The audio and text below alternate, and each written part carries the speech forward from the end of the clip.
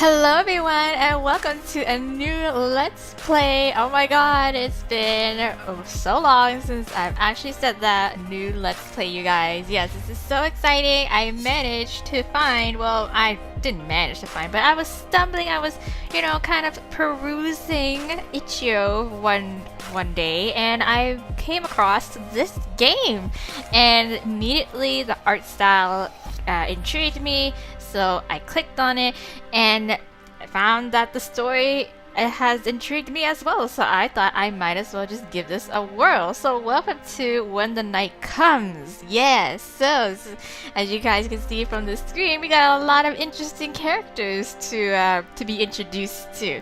So yes, so I'm going to, of course, read a little bit about the blurb about what this game is about. Of course, it's a visual novel ultimate sort of game, but you know what, you guys, on my channel, I am not discriminatory to any sorts of experiences with visual novel or otherwise. I am all for whatever interests me and whatever has caught my eye, and this has caught my eye. So anyway, so when the night comes, according to the little about page on their Tumblrs, and of course I will link you guys down below to the itch.io page as well as the Tumblr page if you guys are really super interested in reading up more about this game and following this game to play for yourself. So When the Night Comes is an episodic supernatural ultimate game. Yes, you are a hunter and you've been called to the quiet town of Lunaris to assist the local enforcers with an investigation into a series of increasingly unsettling supernatural murders. Yes, we got some, little Scooby-Doo private, detective sort of thing going on. So immerse yourself in the world of witches, vampires, demons, and lichens as you slowly unravel the mystery that lies deep within the roots of the town. The question is, are the creatures of the night the ones you should really be afraid of? Or you might even fall in forbidden love along the way. Oh my god. How dramatic. Anyways, so that is the premise of the game. Of course, and below that, there's a little bit about romancing as well, and of course routes and pairings. Romances, in terms of that, players can choose their own pronouns, and romance is not mandatory. Wow, isn't that great, you guys? So for all y'all who aren't, you're not really too much into that big romantic aspect, you can obviously skip out on this. This game allows you to do that, which is fantastic. So there's also the option for polyamorous relationships. So if you are not, for those of you who are not satisfied with just having one bae, then you have the disposal of having two baes in this game as well. So you could swing both ways. You can go for the no romance, and you can go for all the romances. So it's all up to you. And that's another part of the game that really interests me and really kind of sort of sealed that deal for me to try it out, to give it a whirl. So I'm like, oh my god, this is great, this is fantastic. So anyways, along with that, there are 6, as you can see on the screen, romanceable characters. So we got Ezra Lion, hopefully I'm saying these names right, a friendly, extremely talented witch who knows all the town's secrets. Okay, so we got a gossiper. Finnegan, Finn, Casimir, a temperamental, stubborn, but flirtatious vampire. I love me a flirtatious vampire, as long as it's not Edward.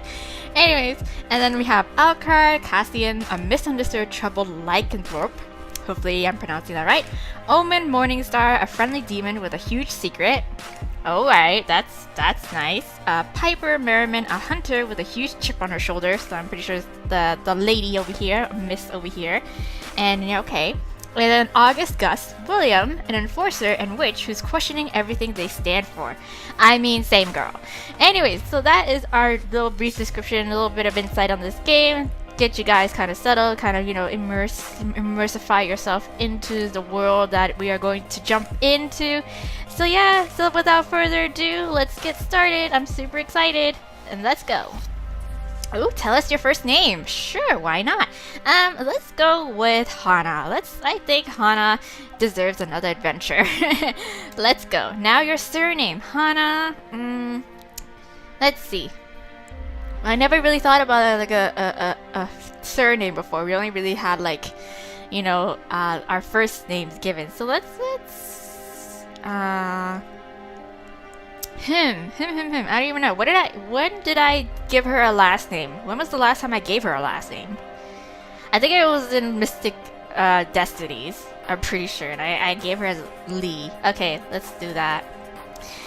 Oh, and then of course we get to choose our own pronouns. This is amazing. So yes, this is 1 point for them on top of the whole diversification of romances options. So you could either go for romance or not go for romance or have many romances. You know, it's all up to you. And of course the pronouns. Yes, so I'm gonna go with she/her. So chapter 1, New Beginnings, is our chapter 1 introductory, I guess, to this game. Alright, so Department of Enforcement, Office of the Lieutenant General. Okay, let's see what you gotta say, girl.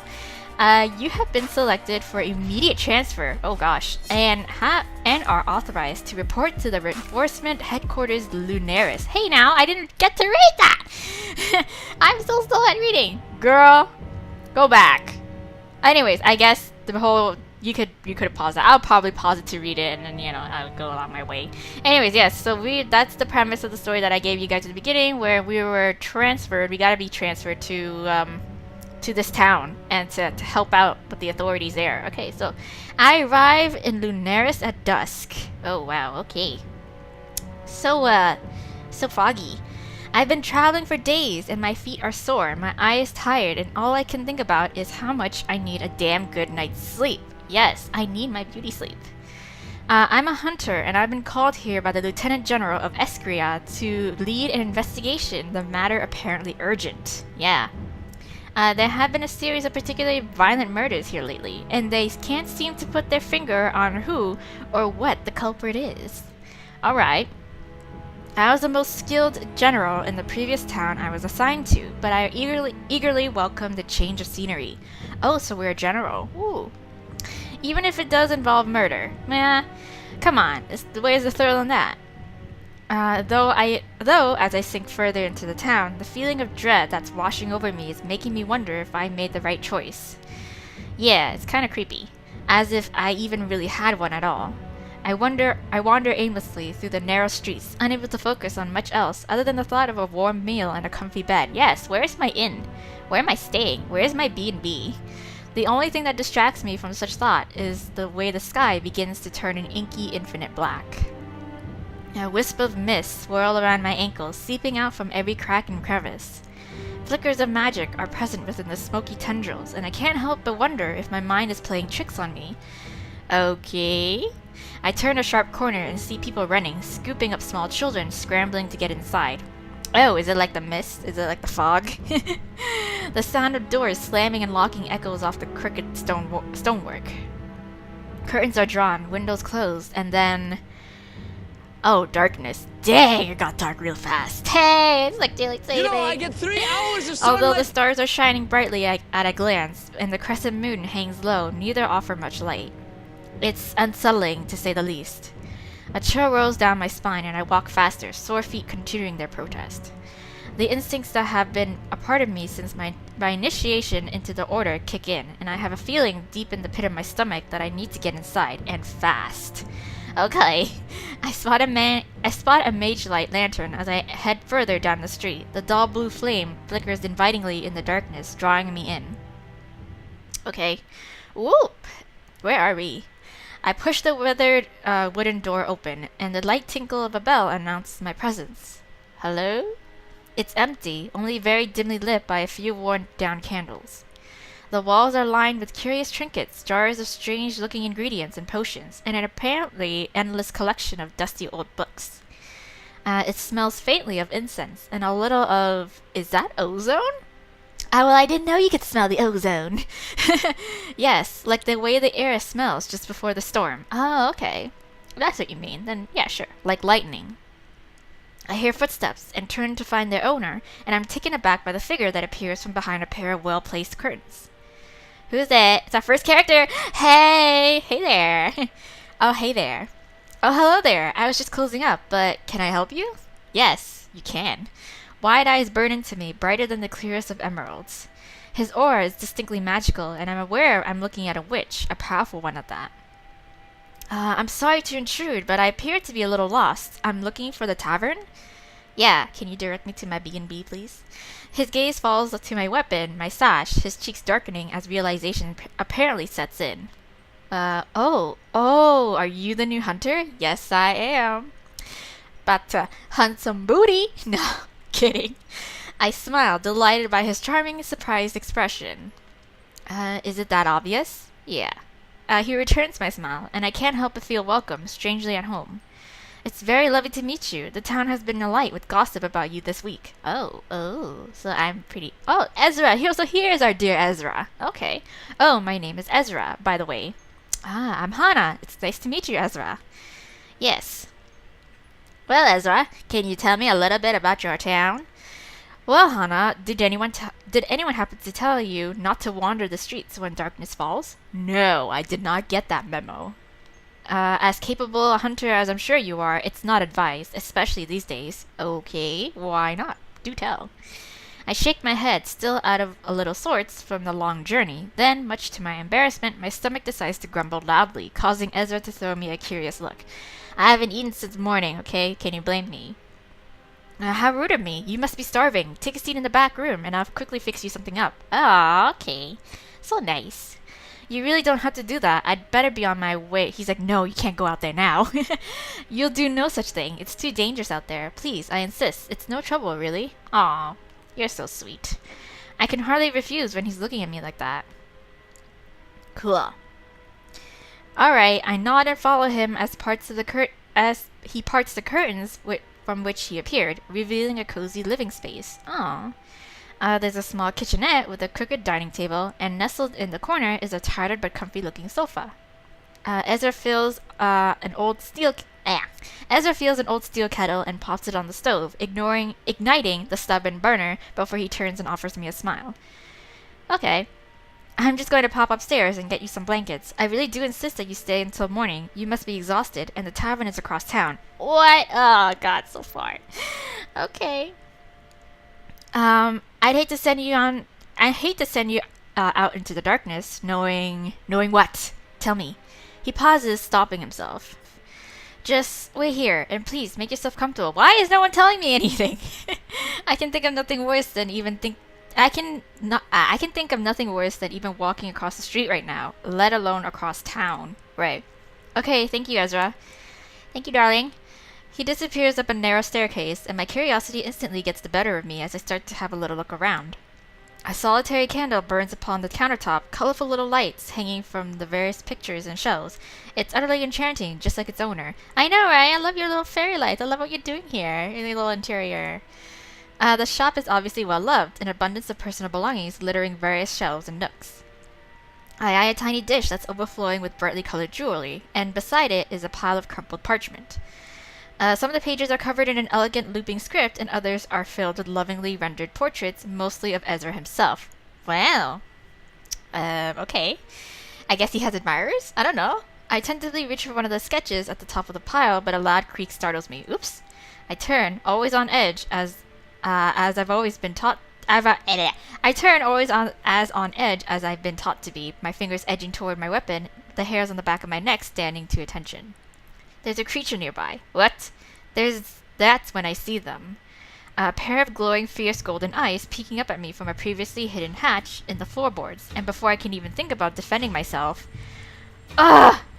What in the hell? Okay, listen.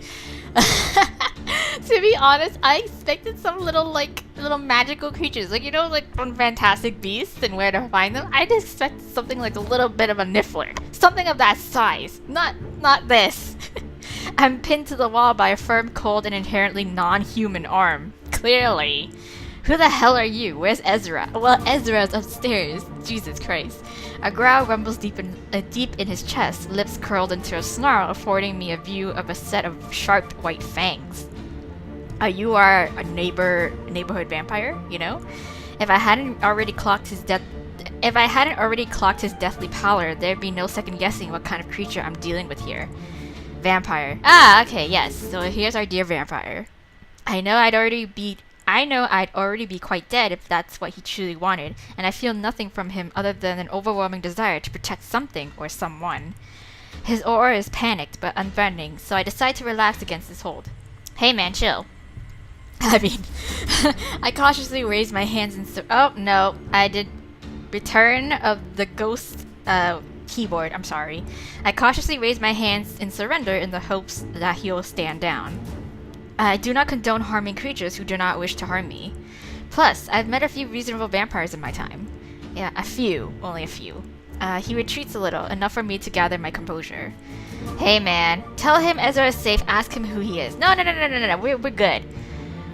He's safe, Ezra is okay, he is just upstairs, he invited me in, okay, I'm pretty sure you would understand that, so tell him Ezra is safe. Ezra is fine, I swear it. Those bright, disarming eyes burn into my own, a chill skittering over my skin. He looks like he's searching for something, dark brows twitching as he studies my face. Hey man, I'm telling the truth. Something that looks a lot like relief crosses his features. I can't help but wonder what a vampire is doing sneaking into Ezra's home at this hour. Maybe they're roommates. If you're playing tricks on me, I'll have your head. Understand? I got nothing to hide, bro. Don't worry. I nod once, my hand still raised where he can see me. Where he can see, I mean him no harm. Where he can see, I mean no harm. Yeah. God. I'm not lying. He's safe. He's upstairs. Go check yourself. He takes a step back, but he still doesn't seem to trust me if the way he's looking at me is anything to go by. The sounds of the kettle whistling as it comes to boil distracts him, and he visibly relaxes. His gaze quickly darts to the staircase, then back to me. He steps back, the candlelight illuminating his angular face, all sharp lines, and his hair as black as the night. He's otherworldly, obviously attractive, and his left arm is missing from the shoulder down. Really? Oh, so that's what it is? Oh, okay. I thought it was just a tattoo. In its place is an advanced-looking prosthetic. Oh, flowing with what looks like incredibly advanced magic. Oh, okay, sorry. Like, you're just so pale that it just all blends in so nicely. He catches me looking and quirks a dark, scarred eyebrow. Like what you see, huh? Sorry, it's not for sale. Oh, no. I would never. Ezra appears from upstairs, his eyes wide as he surveys the sight before him. Yeah, you forgot about telling me about your roommate. Finn, what are you doing here? Yeah, they meet each other halfway, the vampire reaching for him. Iron fingers tenderly curl around Ezra's forearm, his prosthetic glowing brightly as if responding to the touch, to Ezra. Aw, that's so sweet.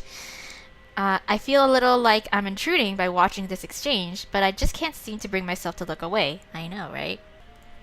I sensed that you felt uneasy. I came immediately. Wow, aw. Are you okay? Aw, so cute! Ezra smiles, covering Finn's hand with his own, the intricate patterns etched into the dark iron flickering in kind. I'm fine. I was very briefly startled by the appearance of our new friend here. Okay, Finn's gaze doesn't stray far from Ezra, his dark brows drawing together in a deep frown at the mention of me. I see. Yeah, I'm sorry about that introduction, Hunter. No. Things are a little on edge lately. Yeah, I can imagine. Ezra huffs a laugh, shaking his head almost incredulously. I'm fine, Finn. Trust me, Finn. That reassurance seems to make the tension melt from Finn's broad shoulders. Sorry, Hannah, you don't need to be alarmed by Finn. He's an ally. Oh, okay. Even if he doesn't give the best first impression. Nah, it's okay. Not like I can really, say. Finn offers me a genuine smile, but he looks guilty. I catch Ezra eyeing me warily, clearly sensing my apprehension to the unusual situation unfolding before my eyes. Hey man, I don't discriminate, okay? If that's what you're thinking. Finn's whole demeanor changed the second he laid eyes on Ezra, and I feel any final traces of fear melting away as he steps forward and offers me his hand. The smile that crosses his lips is mischievous and cold fingers grip my own in a firm handshake. Wow, it's truly a pleasure, Hannah. Oh. His eyes brush over me like a caress, pupils widening, dilating. I feel myself swaying, leaning towards him, almost unconsciously. Are you doing some sort of like Jedi vampire mind tricks here? There's a soft whisper of muffled thoughts echoing in my mind, and I can't quite tell if they belong to me or him. You stop that. It's soothing, and I suddenly feel at ease around him. Whatever he's doing, granting me the foresight to see that he most certainly is harmless. Something tells me he now sees I'm harmless too. Alright, Finnegan, stop that. It's not polite. Finn closes his eyes briefly, breaking whatever connection he's created with me. I've heard of vampires enthralling their victims before a kill, but that felt unquestionably innocent. Like he wanted to show me he can be trusted. Okay. He exchanged an almost sheepish, knowing glance with Ezra, and I quickly feel my mind clearing itself. I'm just checking. No worries. He looks at me as our eyes lock, I nod once, appreciating that he cared enough to put me at ease. Okay. Huh. I hope you didn't hear anything untoward in there. Yeah, I mean, anyway. Ezra fusses with the kettle, pouring me a cup of fragrant tea and offering it to me on a pretty floral saucer. Ooh. Here, this'll help you get a good night's sleep. Ooh, is it like chamomile tea? I take the cup with a nod. Oh, stop that. I take the cup with a nod, both of them staring intently as I take a small sip. It's good, refreshing, and exactly what I need. So Hana, are you looking forward to becoming part of this shit? Oh, ouch. Ezra elbows him in the ribs, throwing him a stern warning glance, and the vampire flinches. Lovely town? Do you have any idea what you've gotten yourself into? Well, not really, to be honest. Is it really that bad? I like adventures. I mean, is it really that bad? I want to ask. Is it? Is it really that bad? Oh, it can't be that terrible, can it? The way Ezra looks at me makes me feel almost pitied, concern etched on his face. Oh, man. It's certainly not been great around here lately, Hana. Okay. Understatement of the century. Haha. I'll figure it out, whatever it is. My clan and I are at your disposal, should you require any assistance. Okay. I offer them both a smile, finishing up my tea. Ezra hurries to take the empty cup from me and sets it upon the table. He places his hand upon Finn's arm, the intricate patterns that are etched into the iron flickering with the contact once again. Finn, Ahana needs to rest. Maybe you should... Finn nods and Ezra follows him as he heads for the hatch. Okay. Why is he in the hatch for? What is this? Why does he go through the hatch? They embrace, and Finn whispers something into Ezra's ear, the witch smiling brightly as he pulls away. Hey now, don't be so cute in front of me. Finn's warm golden gaze locks with my own, and he smiles softly.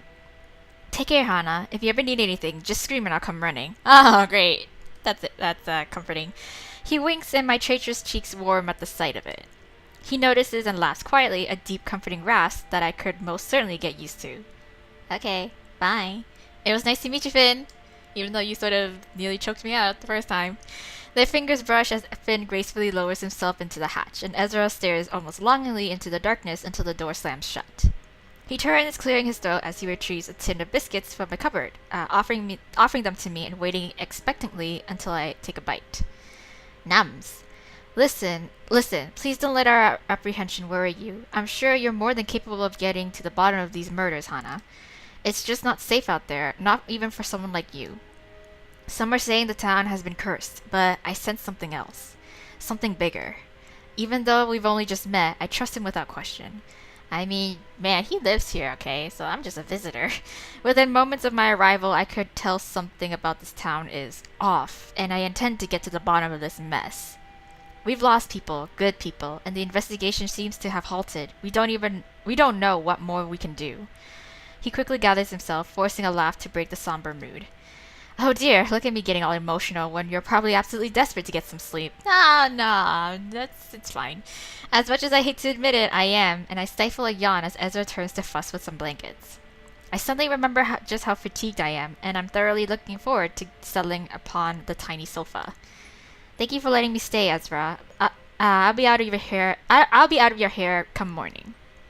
Really, it's no problem at all. I wouldn't dream of letting you wander the streets at this hour, especially after that journey. I'll see you in the morning. If you need anything, just shout. Is that your way of communication? Just shouting. He heads upstairs, and I eagerly remove my boots, the relief instant. I settle against soft cushions, pulling the blankets up to my chin. Despite the abundance of questions that currently flood my mind, I swiftly fall asleep. So tired. In the morning, I join Ezra in the shop as I prepare to leave, waiting patiently while he deals with what sounds like a particularly difficult customer. I eavesdrop while surveying the various interesting books that line the walls, most of them in a language I most definitely don't understand. There's a strange energy in the air, and my senses tell me that Ezra's visitor is also of magical origin. I mean, who's not? Oh, well, we did have a human character, actually. Oh, okay, so I don't know who this guy is, but he's I'm pretty sure he's one of the guys that we can romance or not, or get to know. You really can't just drop by like this and expect me to have what you need right away. These things take time. Yeah, that's always your excuse. I just think you don't want me to have it. Okay, now settle down. Still afraid I'll best you, child? Well, Ezra sighs, apparently not willing to argue, or maybe knowing he'll lose. The tall figure he's bickering with turns to look at me, and I'm caught off guard by piercing sky blue eyes. Hello. They scowl, their lips pursed as they turn on a towering heel, waving at Ezra dismissively over their shoulder. Blah. They steal their gaze, staring me down, studying me from head to toe. I register the violet sash that adorns their torso and exchange a quick glance with Ezra. He looks apologetic as he emerges from behind the counter to join us. An enforcer then, one who apparently doesn't feel that it's necessary to wear the standard uniform. He just has a great fashion sense actually, okay? They have a commanding presence about them, and I can't help but wonder what rank they hold. Something high, I'm sure. So, you're my new subordinate. Interesting. Oh, hello. Gus. Stop it. Gus. Oh, August? Hey! So this is the infamous Major General Wilhelm, and that I've been assigned to. They're a prolific figure in the community, known for being responsible for one of the best hunters Eskria has to offer. Dang, okay. It will be a true honor to serve under them. Though the way Ezra says their name carries a warning, and August scowls at him briefly before turning their attention back to me. I notice how tired they look, their eyes heavy, skin pale, and they almost sway where they stand. Have you been sleeping? You need to sleep. Apparently Ezra notices too, a flash of concern crossing his features as he quickly rushes to gather some ingredients from a locked cabinet. I get the feeling this is a regular occurrence. It's a pleasure, Enforcer Wilhelm. Yes, he knows who we are.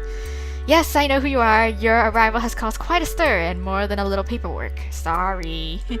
They glance over at Ezra, watching as he breaks off a few sprigs from a neatly wrapped bundle of herbs, popping them into a glass vial. Their foot taps impatiently on the floor, an exasperated scoff falling from their lips as they turn to look at me once again, eyes rolling. So tell me, Hunter Lee, are you ready to partake in one of the most baffling missions I've come across? Yes, I'd love me a challenge. Oh, we'll see. We'll see. Oh, yes, General. Yes, General, I am ready. I am born ready. I am here for a purpose and a reason, and I will deliver. Yes, General. Of course, General. I'm looking forward to working with you. Hey, stop that. Stop that. They quirk a perfectly sculpted brow, lips pursed in contempt. I don't suffer fools, and I don't tolerate tardiness. Of course. If you're capable, we'll get along just fine. I am! Their unrelenting gaze burns into my own, and I swallow thickly, offering them a genuine smile as I can... What? Offering them as genuine a smile as I can muster under such scrutiny. Sorry, I can't read. I think everything will work out. Yeah, I'm positive. This won't be as effective, but it'll do the job for now. As August eagerly reaches for the vial clutched in Ezra's palm, Ezra pulls away, fixing them with a worried gaze. Please, Gus, stop doing this to yourself. They're pushing you too far, and you know it. You're better than this. Are you taking drugs? Ezra surrenders the vial, the viscous violet liquid glowing dully as August takes it with a trembling hand. Now, we both know that's not true. Ezra's hand covers theirs, and he squeezes once before pulling away, his eyes sad. There's always a choice, remember that. August seems lost for words, but manages to maintain their carefully crafted annoyance. They reach for the door with yet another roll of their eyes, pausing briefly to catch my gaze. I'll see you tomorrow. Don't be late. I won't. For you, never. We stand outside the shop, the sky bright, but the town somehow still feeling inherently gloomy. Stop! Oh my god, I'm sorry. If you ever need anything, you know where to find me. Please don't hesitate to stop by. No problem. I smile, so incredibly grateful that I stumbled across Ezra. You won't get rid of me if you say that. Oh, I wouldn't mind. His smile softens, eyes shining. I mean it though, anytime. Okay, no problem. Be careful. Okay. Thank you, Ezra. Bye. I bid him farewell, reluctantly leaving the warmth and safety of the shop behind. I follow the rickety old street signs that point me toward the tavern, a place I'll be calling home for the foreseeable future. Seems okay. I'll get used to it. The tavern is bustling, full to the brim with red-faced patrons and tables littered with empty tankards. It's only 9:30 in the morning, but clearly this town likes to drown their sorrows, even if the sun has barely risen. My kind of town. I push my way to the bar, and a scowling barmaid rolls her eyes at me as I politely raise my hand to get her attention. What? I'm not here for a drink. I have a room here. Could I check in, please? The barmaid rolls her eyes again and ducks beneath the bar, reappearing within a few seconds. Room isn't ready until 2. You'll have to get a drink or something. Oh, man. I muster a polite, forced smile. Stop! Turning to find a table, but everything is taken. Hey now! I find myself face to face with a striking, scowling woman who appears to be blocking me entirely on purpose. Oh, why? So this is the infamous Hunter Lee that's taking my place then? I am so sorry. Dark blue eyes look me up and down, and she scoffs loudly. You don't look like anything special to me. Oh. Come to gloat, have you? Rub it in my face? No! Girl, we haven't even met formally yet. Nice to meet you. Do I know you? Nice to meet you. Let's just be pleasant about this. Like, girl. It's nice to meet you. I'm Hana. She looks taken aback, clearly not expecting me to be polite. She straightens up, her features softening, kind of. I know who you are. I'm Piper Merriman. Ah, yes, dear Piper. I'm the oh, sorry. I was the general leading the murder investigation until you came along. Oh, sorry. I had no idea. I just go where I'm ordered. You, of all people, must know we don't have much of a choice. Yeah. Her gaze drops to her hands, and she picks at a non-existent piece of lint on her trousers. Yes, well, I do know that, I suppose. So I've really been called here to take Piper Merriman's place. She's a legend, having racked up more kills than some of the most seasoned hunters, and all at the tender age of 24. So accomplished. I feel terrible. I wasn't told I'd be replacing anyone, and her anger suddenly seems pretty justified. Yeah, I am so sorry, girl, like I did not know. I'd be devastated if I was demoted. We work so hard, put our lives on the line, and all while the majority of the enforcers sit safely behind their desk.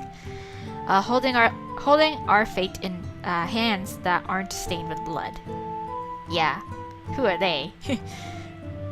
Alright. Piper makes a vague gesture at the barmaid, and she swiftly handed a glass of warm amber liquid that she delicately cradles in her palm. Ooh, whiskey in the morning? Some ale? She steps closer, her breath sweet with the smell of rum, eyes narrowed. We could always work together. I get the feeling I'll need the help. Yeah. She continues to look annoyed, but I can tell a more vulnerable emotion lingers beneath this seemingly rock-hard exterior. She swirls the rum around, watching the gentle slosh of it as it coats the sides of the glass. Yes, well, that's what I get for being utterly shit at my job, isn't it? Oh, come on, don't be so hard on yourself. She scoffs a laugh, but the smile that curls at her ruby lips doesn't reach her eyes. Anyway, I'm sure I'll see you in the field. I'm not totally useless, apparently. They just have me doing the shit jobs like clearing out Fey nests, the stuff that doesn't actually matter. Oh. What a waste. Enforcers, eh? What a bunch of pencil-pushing wankers. I stay silent, sensing that she might need someone to vent to. I've been there. Our job can be hard, and not just on our bodies. Yeah, you vent to me, girl. No worries. I can see I'm boring you. I'll just be over there, continuing to drown my sorrows until Willingham summons me. What an arsehole. I huff a laugh, covering my mouth with my hand in a poor attempt to stifle the noise, and she seems briefly amused by my reaction. She offers me a thoughtful glance, then sighs loudly. Don't take any shit from them, okay? No worries. Come and see me if they bother you. I'm not afraid to stick my boot up their arse. Again. Anyway, I'll see you around. Okay, bye.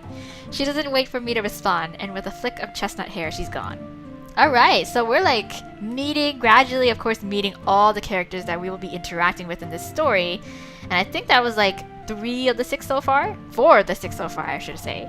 I spot her disappearing into the heavy crowd that's mulling about in the center of the tavern, a crowd that's apparently pretty bloody angry about something. I hear yelling, and I decided to investigate. I might as well get stuck in, right? Sure. I push my way into the crowd, and what I found both baffles and amuses me. A lichen sat smack bang in the middle of the tavern, arms folded across his chest defiantly. He has a smirk plastered across his scarred lips, ears twitching dismissively as a small crowd of pissed-off townsfolk hoot and holler at him. Get out of here, you furry scum. Aw, hey now, toothy woman, your type ain't welcome here. The lichen huffs a laugh, grabbing his drink and taking a swig, uncaring, maybe even pretending they aren't there. Honestly, he seems perfectly harmless, but I hold that thought as my eyes drift to his chest where his flimsy, torn shirt is spread open. A mark of what? An enforcer brand. Oh, what? Maybe not quite so harmless then. As far as I'm aware, a creature is only marked if they're on the enforcement agency watch list. Oh, so he's like a wanted fellow, or he's been, around the blocks. He's been arrested a few times, I guess, if they're deemed deadly. Yeah, he spots me, scarlet eyes flashing, and then he's kicking out the chair in front of him, gesturing for me to sit down. Sure, I'll take a sit. Despite the presence of such a brand, my instincts tell me I'm safe, that he won't hurt me, so I oblige. The tavern falls deathly silent as I take a seat, and they slowly begin to disperse. Their eyes stay firmly fixed upon both myself and the lichen as we're finally left alone. Hey-oh. They're lucky I kept my cool, wouldn't you say, Hunter? Yes. I wouldn't want to piss you off. You seem harmless. Yeah, I wouldn't want to piss you off. Rightfully so. Yes.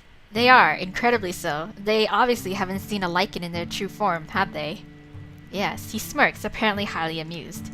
Oh, I'm sure they've seen one or two around these parts. They're just stupid. I grin, finding myself shamelessly liking him already. I see. How about you tell me your name and why you apparently have a death wish? He bristles, his tail wrapping around the leg of his chair as he places his now empty tankard upon the table, the noise drawing a gasp from nearly every single patron.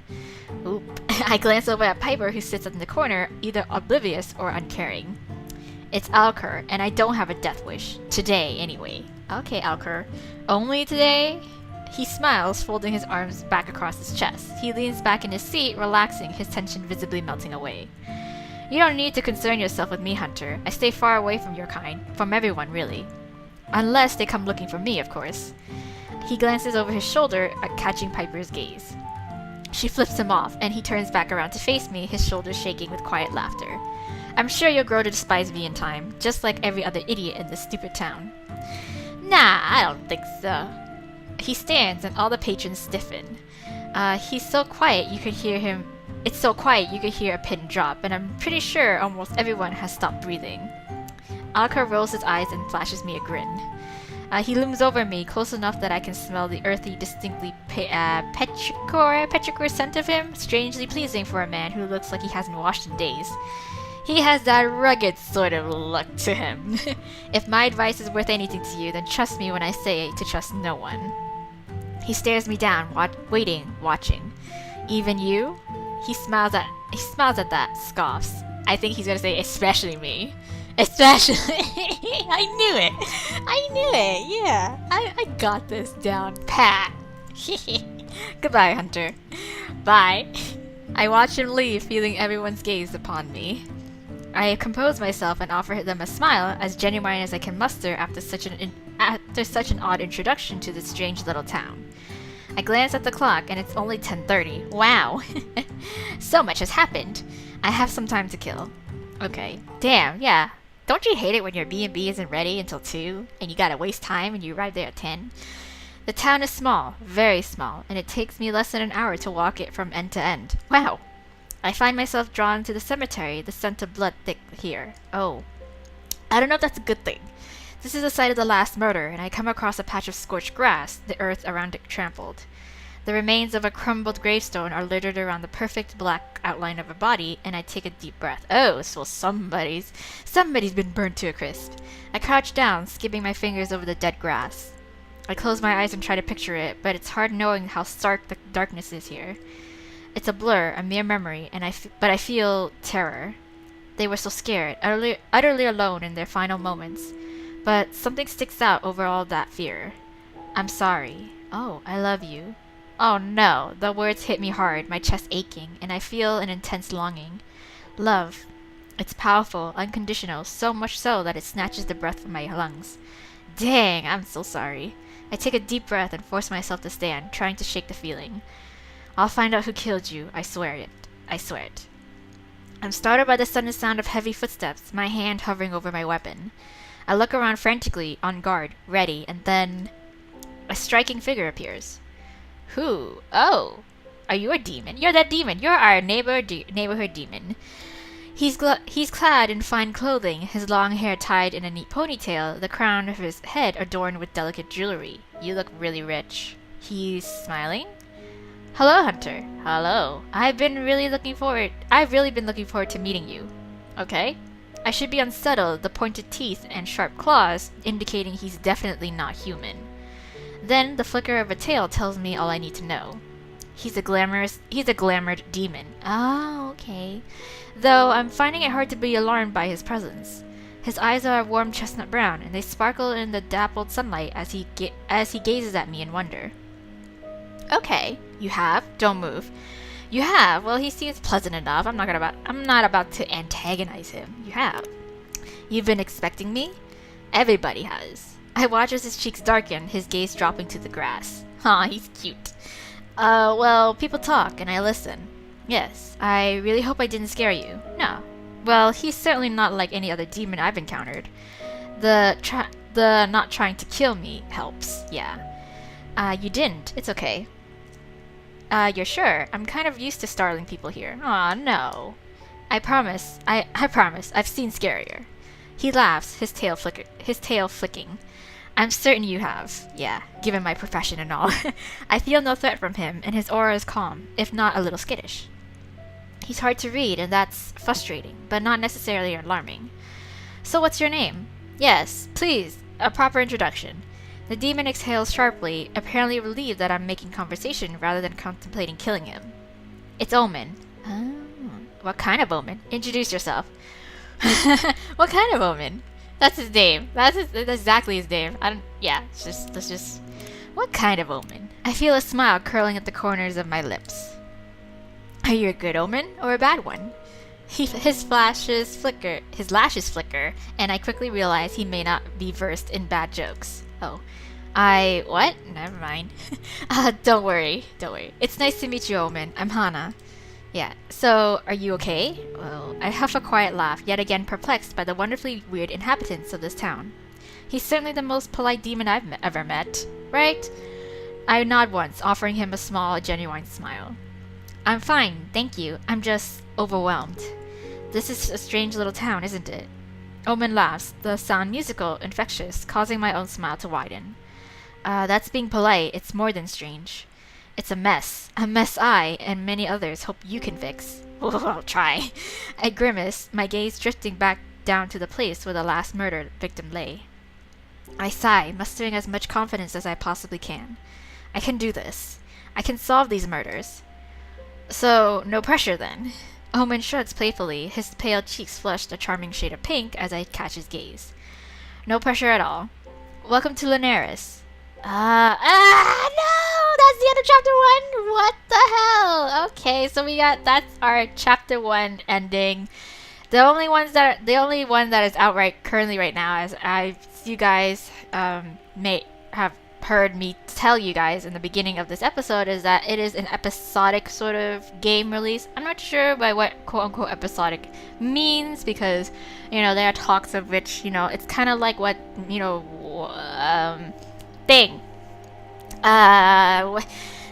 To the Edge of the Sky, as you may know, it is an episodic sort of game where it's like every month or so, or every few months, a chapter is released, and this is kind of going in the same sort of fashion. So there's our first chapter. I'm intrigued, I'm interested, super interested. We got the full introduction to all the cast of people that we will be interacting with in this story. Got a little bit more of like a setting, kind of like, to put us in, to familiarize ourselves with the world that we've entered into, as well as just a little bit of a teaser. So this game has got me quite intrigued. I might just continue it when the next chapter releases, or if you guys would like for me to continue any other games, then please let me know in the comment section below. But until then, that is all for now for this game.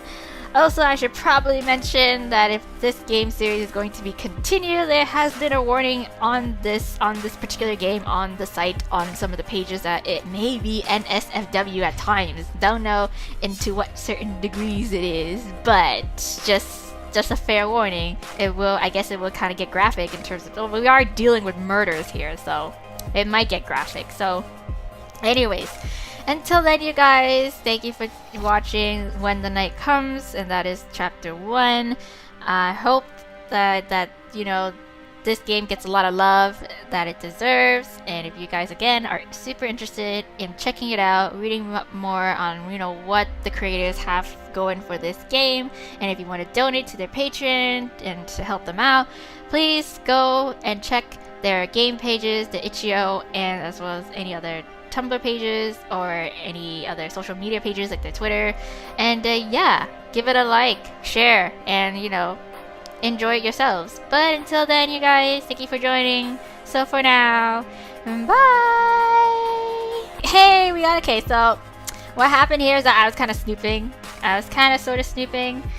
Before we end this episode right now, we got our, if you guys go into gallery up on this main page, up on like the main menu, and you go into inventory, we get our letter, which means we can finally read it, and I can go through it and read it properly because we missed it out on the first time around. So yeah, so please find your travel information and mission documents enclosed. Please read and ensure they are promptly destroyed. Oh, okay. This information is highly classified. Your award upon arrival, you will report to Major General Augustus Wilhelm. Respectfully, who the hell? Harold Addington, Lieutenant General Esquire. Yes, that is what it reads. And of course, I would probably not survive in this sort of universe if the handwriting is this, because I can't fucking read it. Anyways, yeah, so now we're gonna go. Okay, bye guys.